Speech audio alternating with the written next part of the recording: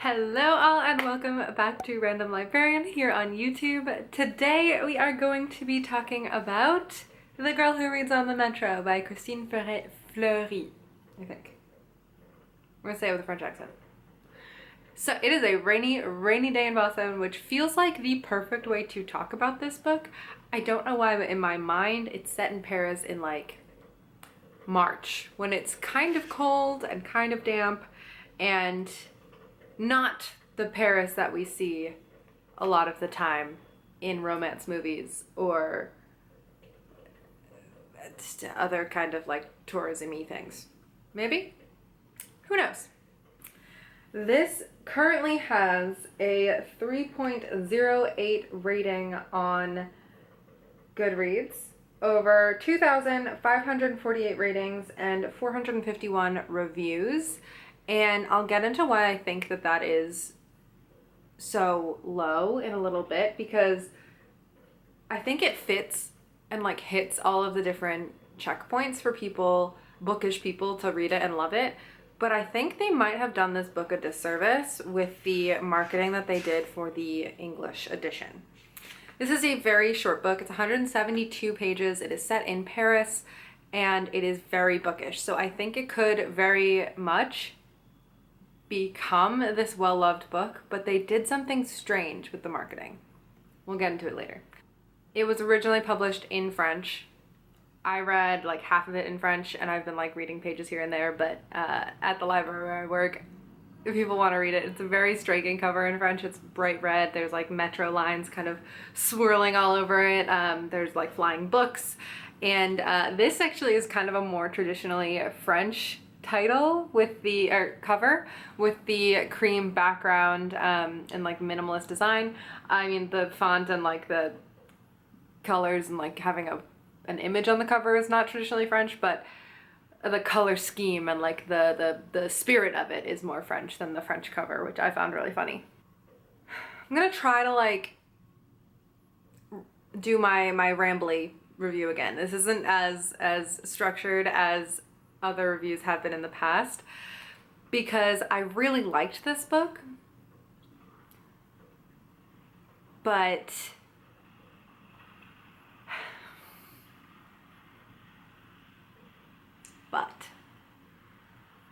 okay, let's get into it. So we have this story. It is the story of Juliet, who works in a, oh shoot, what's the word for that? When you sell apartments and homes. Realtor's office?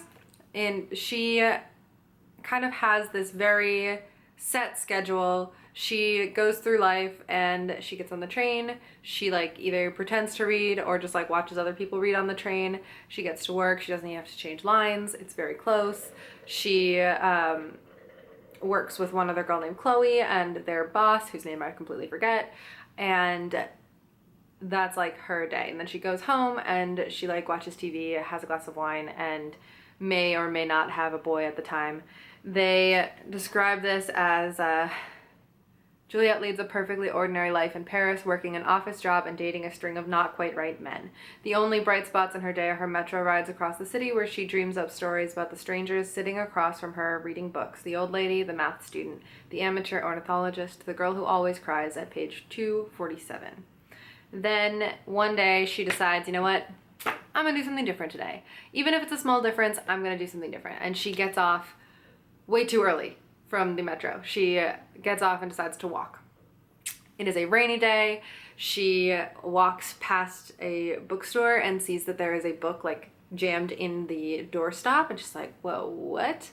And goes inside, and it changes her whole life. She meets Solomon, Soliman, and his daughter Zaid, Zaide, and he is a bookseller technically by title, but what his passion really is in life is that he gives books to people who come to his bookstore, people like Juliet, book lovers, and he calls them passeurs, which means that like they kind of pass through life and like hand out books, I guess.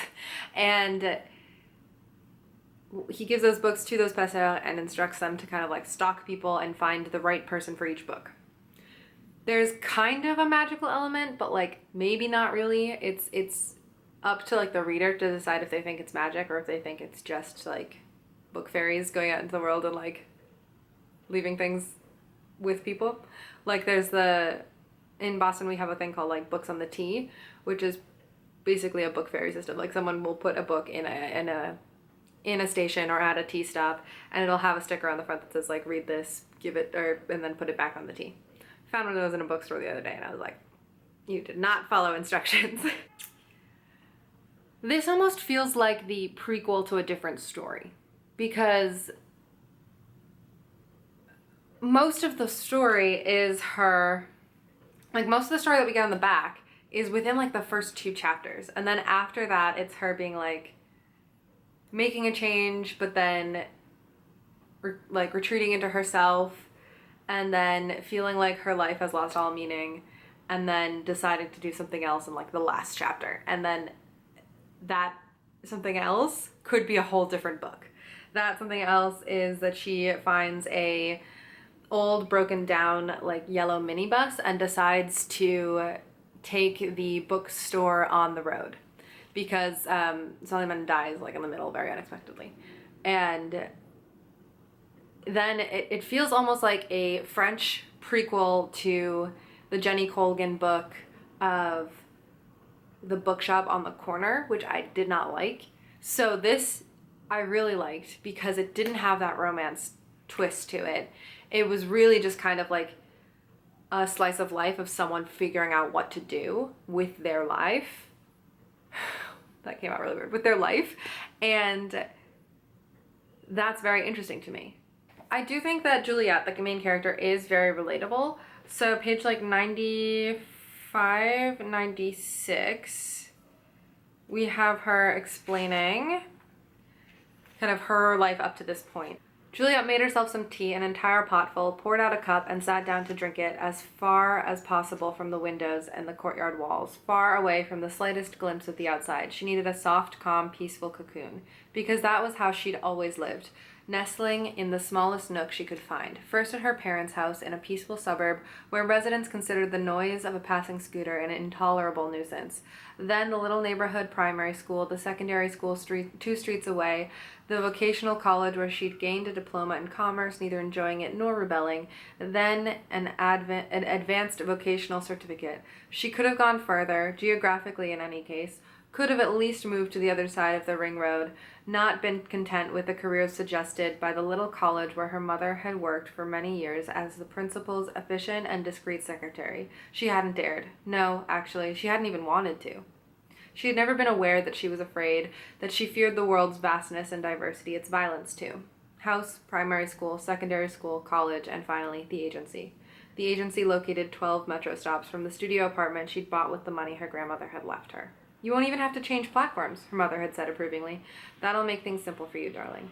Juliet's life couldn't have been much simpler. She got up every morning at 7:30, had a shower, sat at the counter of her galley kitchen and ate 4 crisp breads, spread with cream cheese, never any more, drank a glass of apple juice and a cup of tea, and left for work. At midday, she sometimes had lunch with Chloe at the Vietnamese restaurant on the corner. That happened a couple of times a month, except when they'd concluded a juicy sale, in which case they splashed out. Otherwise, she ate the salad she'd made the previous evening, at the last minute pouring over the dressing from thoroughly washed little keeper jars. She always had an apple at her desk and a packet of Petit Beurre biscuits for tea break. In the evening, she went home, did a little housework, and had dinner in front of the TV. On Friday evenings, she went to the cinema, on Saturdays to the swimming pool, and on Sundays she had lunch with her parents and then helped them with the gardening, which filled the time and gave them something to talk about. And it continues on for like a while. And then she also said, why had Juliet allowed herself to be pushed around, mainly by her mother, who was just trying to protect her? Where she came from, almost everyone had let themselves be pushed around. There weren't any rebels. Oh, of course, some of them smoked dope at parties or committed petty offenses like stealing a CD from the shopping mall or scrawling clumsy graffiti on the wall of a house. But that wasn't rebellion. They all lacked anger and enthusiasm. They lacked youth. And then it talks about her grandmother who did the exact opposite thing, fought for like women's rights, gender equality, civil rights, against Vietnam, the war in Iraq, kind of everything. So I do find that very, very relatable, specifically the part about her mother working in a college, because that's what I did. My mom worked at the place where I went to undergrad, and as such, it was a very easy decision for me to go there. It's a really great school, and also I got free tuition. But I am very much feeling the like, well, why didn't I go farther? Why didn't I try to go somewhere else? Like for grad school, I just kind of wanted a plan. So I was like, I need to do this like now, and I need to do it now. Like I don't have a plan for next year. I'm freaking out. So I applied to Simmons because it's a really great school and it's really close by, but I'm kicking myself for not doing an international degree somewhere else and just getting to spend those 2 years learning the same things, getting the same degree, but something that could be applied in a global sense and like somewhere else. So right now, like that was really like the moment for me to read this book and be like, I feel this like frustration so much. It's like the muted frustration though. She's not actually like mad. She's just like, this is how my life was and I'm doing the same thing, but I'm like, oh, but I could have, oh, damn it. So I think it feels pointed for me. So I do think that this book also really captures that sense of like, well, the sense of Paris. It's like very Paris specific, but also that sense of big city, so many people inhabiting the same space, but all kind of like passing each other by in like a transient, almost ghostly, like haunting way that like you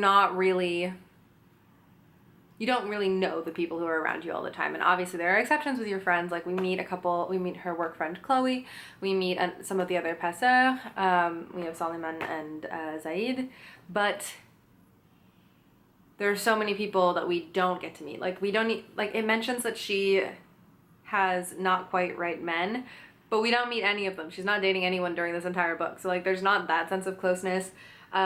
She doesn't seem to have any other friends to go to the cinema with or to the swimming pool. She's just kind of like an island in and of herself within the massive city of Paris. I think this has a really like French way of writing. And the translation also, I have a couple notes about the translation. So the words and imagery used for description are, they do they make the point. They do what they're supposed to do. You get a sense of where you are and where she is in the book. But they're also just kind of chosen specifically like for the pleasure of the word and the way that they puzzle piece together and create this book. And there's just something very like French to me about that.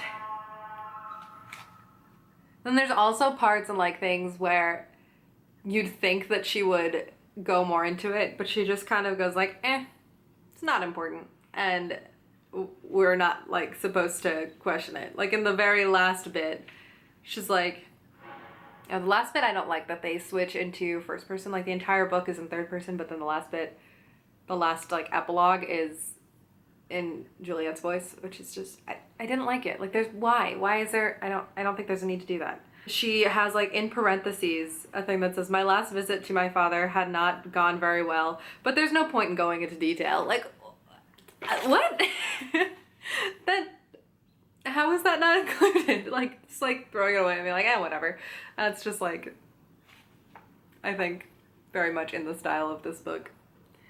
There's a sort of like complicated relationship with reading in this book because it changes throughout the book what it means to Juliet, and it changes different relationships between other characters as well. We have like problematic escapism, reading as a way to heal any hurts that you have. There's like a community building aspect, and it's also a way to like further confuse conversations between loved ones who thought they knew each other really well. So for the first one, as like problematic escapism, we have page 116/117. Juliet has been challenged to like leave the house because she's become very much a homebody since taking over the bookstore. And Zaid is like, yeah, you need an adventure. Like, I dare you. I dare you to go out and do this. And they end up settling on her riding the metro back and forth multiple times. And that is her adventure for the day. Baby steps. So as she's like turning around and going back towards the other direction, she's like realizing that a lot of the things that she saw on the metro every day were only from one perspective, and she like would switch sides so that she would see the same view. So she's seeing all of these new things, and she's got her book with her as her like defense mechanism against the world.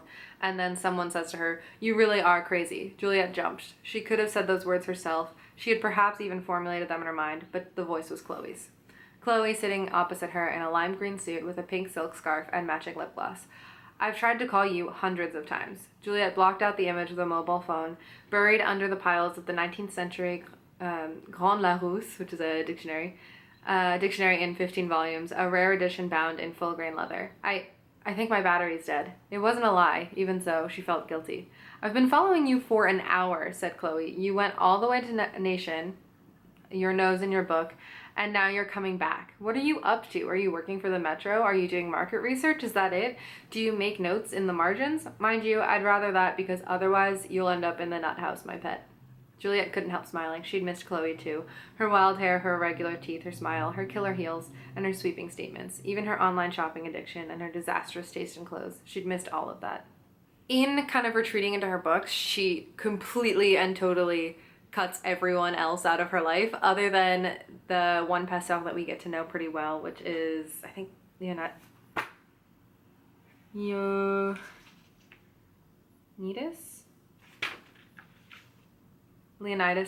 something like that.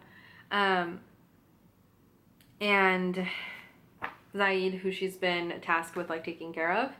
And even with those two, she kind of withdraws within herself, and like she starts talking to Zaid only about books, and like from the point of view of different characters and books that she's currently reading, and kind of becoming Soliman after his death, even though she didn't really know him that well.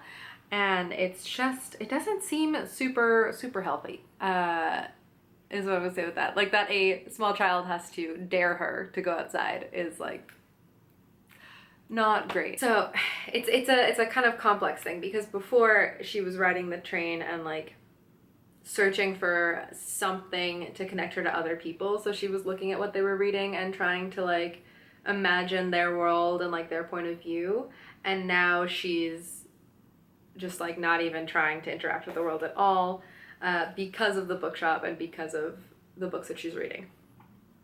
And then we have reading as a way to heal your hurts on 151, 152. She's trying her best to figure out how to organize the bookshop, how to go forward with this thing that's been like bequeathed to her after Soliman's death. She said she's like trying to talk about it with Leonidas in American, but like Leo, I think, if we were being French. And he goes, "Does what Soliman wanted matter so much to you?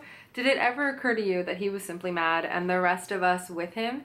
You don't see us passeurs as some kind of healers of the soul, doctors who wander around with their bags of medicines?"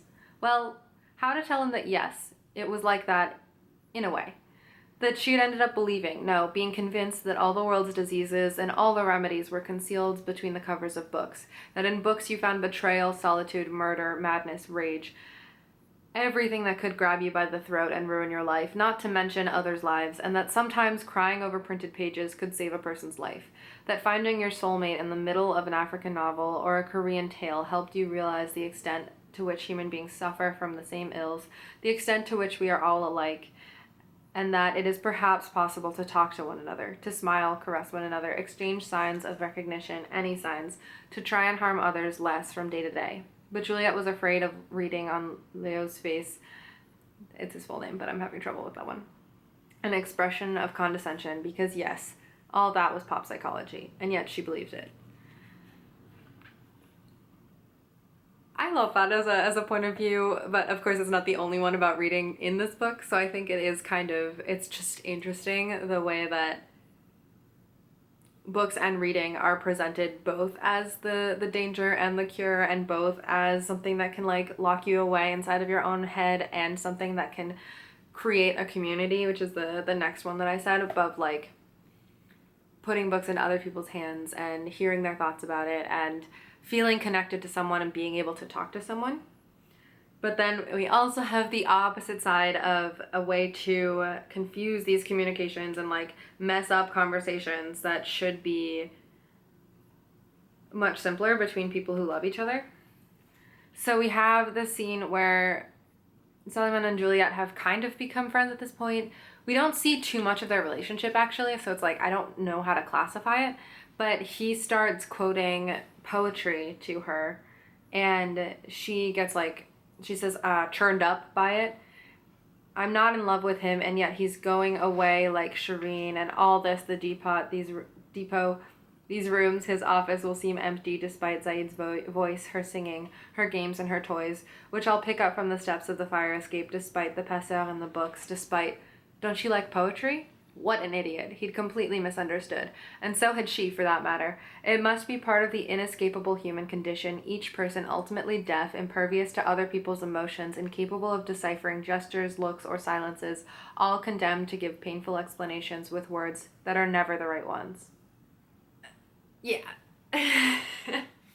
So there's that one, and then there's also 136, which is like, I think really the main point that they're trying to make with this, that like books can kind of mess up the relationship between two people. So we have Suleiman's wife who has moved back to Paris, or not Paris, but like France, the outlying neighborhoods around Paris, and she is kind of explaining why she and Suleiman didn't end up working out. So she lived back in her home country before, when he had moved to Paris with Zaid, and she's like, well, my parents were sick, I had to be there, even though I wanted to be with my daughter, I couldn't.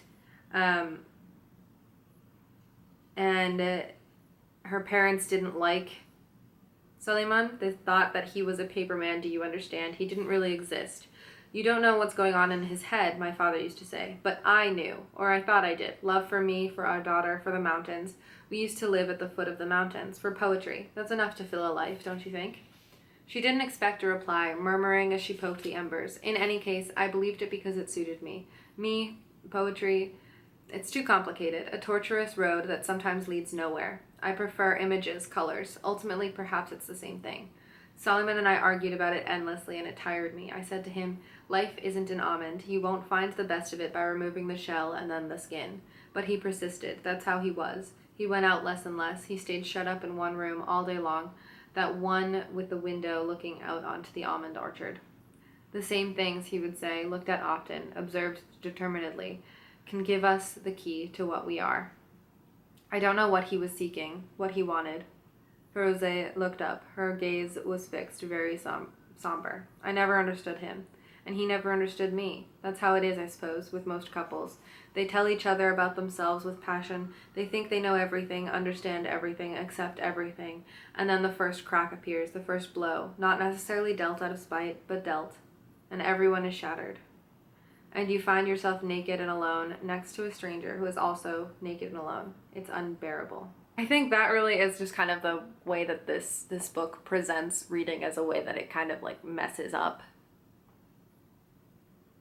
I guess it's specifically relationships with Suleiman, but we have this other relationship that I'll talk about in a bit between, or whatever, I'll talk about it now. I'm not actually very structured here. I already told you that was going to happen. So we have this other relationship that is kind of a missed relationship.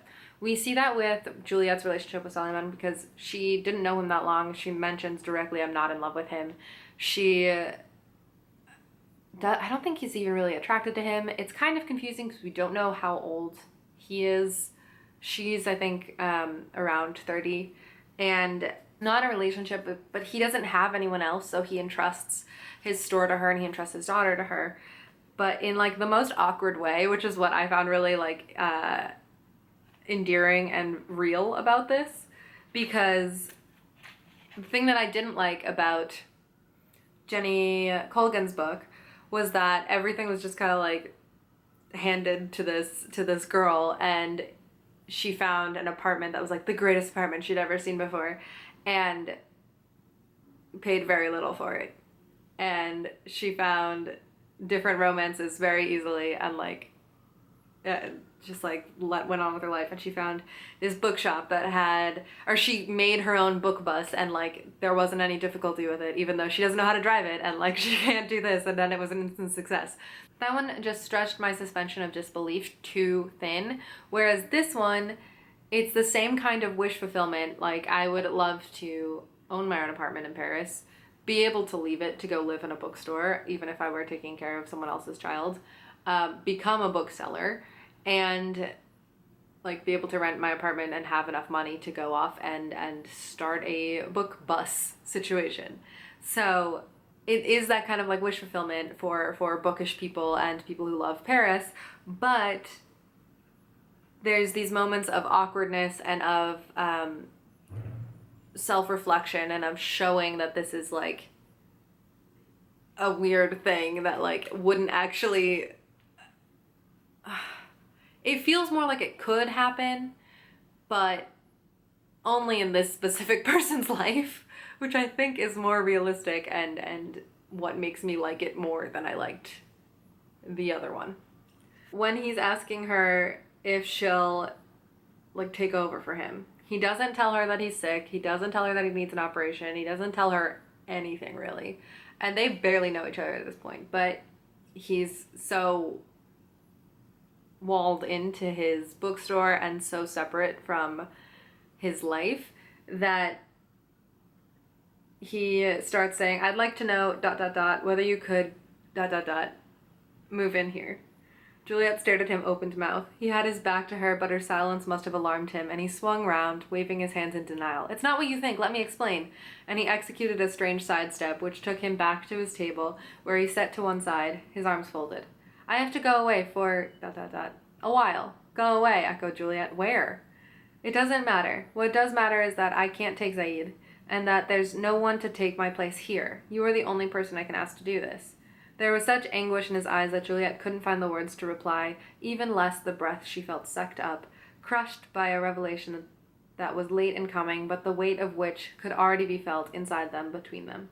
So even though Zaid really likes the bookstore and really likes both of the people who are taking care of her, Leonidas and Juliet both realize that like they don't get to keep her, and they have to find her mother so that she can live with family and continue to grow up loved, and legally they wouldn't be able to keep her. I feel like if it were a romance, Juliet would raise the daughter, and like that would be the story then. But that's not what happens, which I liked. Then we also have this kind of like path not taken storyline. So after his death, we have Juliet who's dealing with like her weird emotions around it, because it's not quite a heartbreak, but she doesn't really know how to articulate what she's feeling. And we have this on 139 after they've met the mother, and she's like talking with Feret to actually like figure it out. So she says she cried a lot at first, like a child experiencing her first disappointment, an adolescent her first heartbreak. The sight of a cup of coffee made her burst into tears. An old black sweater flung over the back of a chair had her sobbing. It reminded her of the misshapen jumper worn by that familiar, clumsy, gangly form, even though this one was an extra small, whose sleeves had shrunk in the wash, into which Suleiman couldn't even have wiggled his long arms. Feret remained imperturbable. Can't say that word. I am so sorry. Following her with her gaze, but not attempting to comfort her other than to bring her endless cups of tea. She's like, I know it's not normal. Zaid isn't crying. Is that normal? Like, she's just kind of like questioning things. And then she goes into talking about her life again, saying, I don't know if it's normal. Juliet said after a minute, I feel empty, that's all. My life was filled with trivial things. I didn't like them. Well, not really. But they were there. They were enough, and then I met them, the pair of them. She closed her eyes for a moment. I should say the four of them. Suleiman, Zaid, the man in the green hat, the woman who died too. Each of them gave me something, and at the same time, they've taken everything away. There's nothing left, do you see? I'm like a shell. I feel the draft blowing through me. I'm cold. And then Feret tells her, like, just get out of here, go breathe, listen, figure out what you want to do next. Which is great advice. Like, she's going to be a great mom for Zaid. So at least there's that. Then We have also Leonidas on page 124, and he's talking about kind of like his own loss that we don't know up until this point. He's saying it's right after Suliman's death, so he's saying that like, yeah, he's been dead for a while now. They had the wrong address. He gave the wrong name because he wanted to protect his daughter. Very sketchy thing going on there, but like they don't cover it at all because it's not important. Throw it out. And then it comes up that he named his emergency contact to be the woman who was on the train with them. So there was another woman. She read a cookbook in Italian on the train every day, kind of like ran her fingers over the different recipes, seemed like she was very content with it. But at the beginning of the book, we find out that the first meeting between Juliet and Suliman, we find out that she was a Pesach and that she took her own life. And she was the one that he had listed as his emergency contact. So this is why they find out so late that Suliman has died. And in telling Juliet that this woman was his emergency contact, he says, the woman who always had a cookery book with her, the woman who, she used to take line 6 as well, like you, like me. Oh, I was in love with her and I never told her. I contented myself with watching her on the metro. It was before you, Juliet. You didn't notice, I'm sure. Neither did she. No, Juliet hadn't noticed, and she didn't want to hear anymore. Not right now. He understood and apologized. Forgive me. She remained silent, merely nodding. Suliman was dead. He'd succumbed to the after effects of open heart surgery, a risky operation which he'd put off for far longer than he should have, Leonidas explained. As if he hadn't wanted to give himself the slightest chance, he'd added.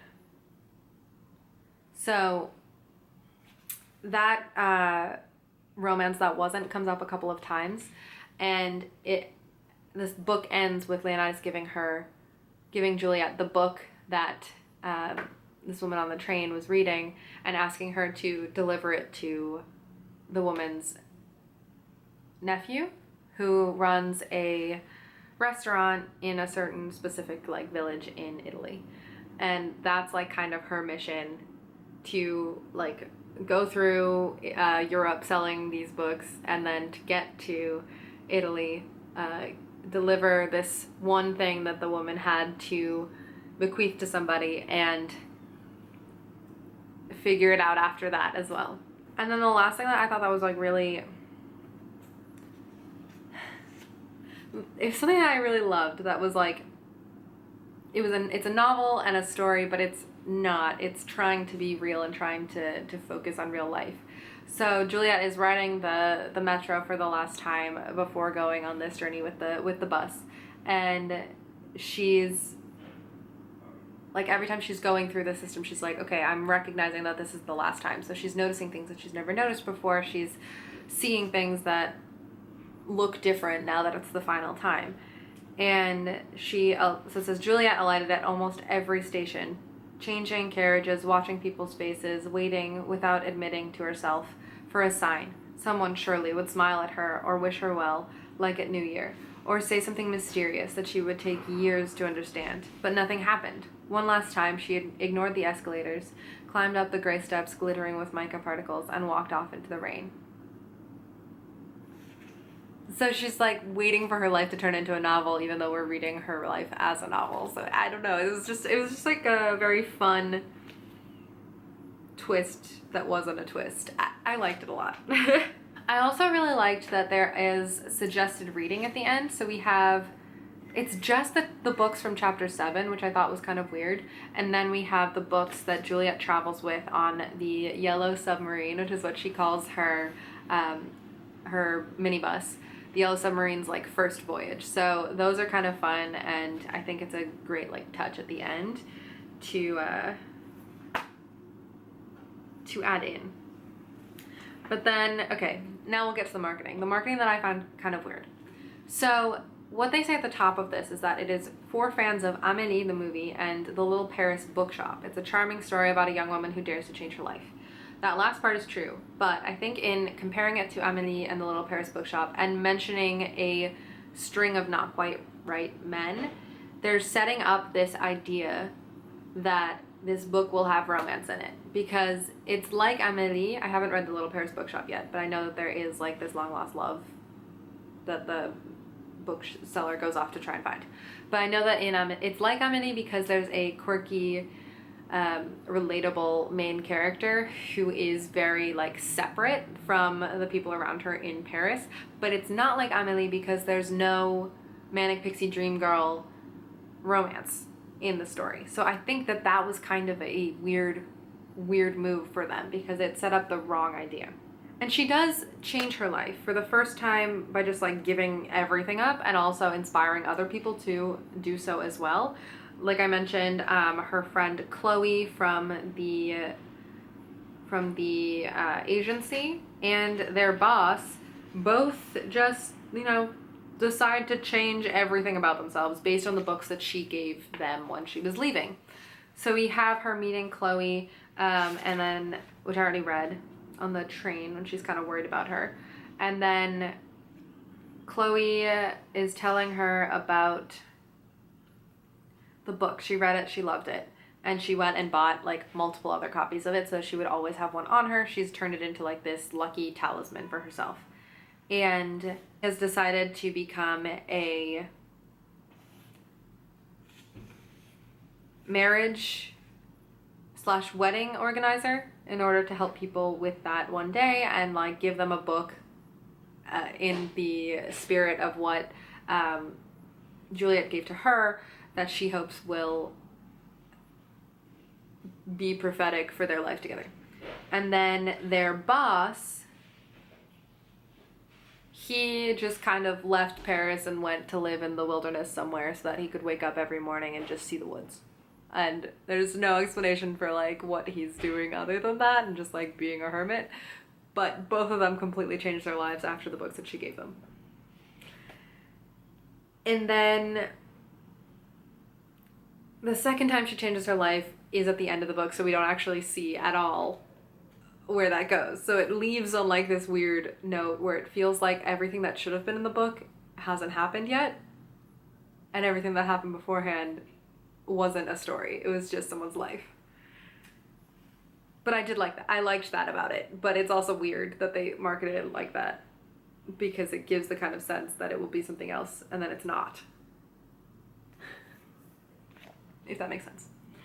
Then, though I didn't like that they switched to Juliet's voice and like I statements in the epilogue, I did like the epilogue because we see this other girl that she had seen throughout the book, like on the metro. It's the girl who reads and always cries at page 247. She reads romance books, and apparently in a conversation that Juliet has with Solomon, she asks him what happens on page 247 in any romance book. And he says that's when all hope is lost, and that's why this girl cries. But we see her while Juliet is in the bus, and Juliet sees her and is like, wait, I know her. She sees her leave the book that she has not finished on a bench and like sprint away. And she's like, what? And goes and pulls over, and people are honking at her, but she doesn't care. She goes, picks up the book, and is like looking at the page. We have a section from that book, and just like has this moment of feeling connected. And she decides to leave the book because her mission now is to like give books, not to take them in.